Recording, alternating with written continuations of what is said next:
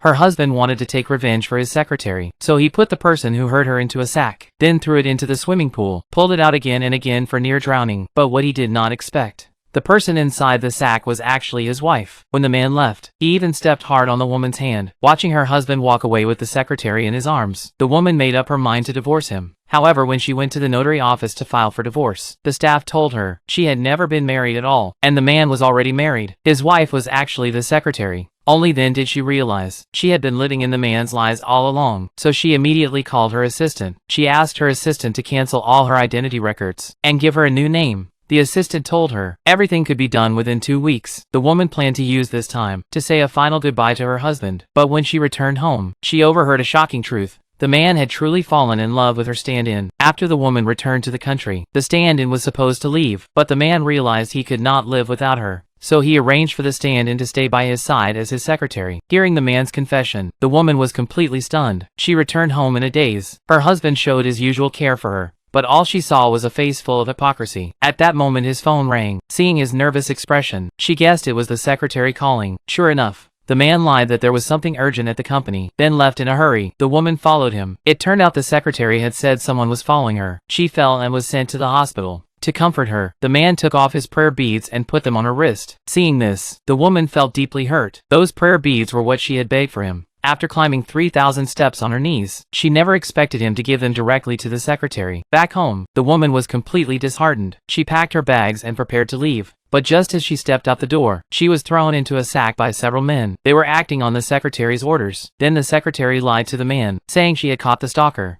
The man never knew the person inside the sack was his wife, so he beat her severely. The woman returned home covered in bruises, and once again received an apologetic message from her husband. She never expected he would still be pretending. At that moment she received a text. Her identity records had been cancelled. She packed her things, placed the necklace on the table, and decisively left at home. Her husband sent her many messages but got no reply. A bad feeling struck him. He rushed home, only to find the necklace she had left behind. Then he got a call from his assistant, telling him the woman's identity had been erased. Only then did he realize he had lost her forever.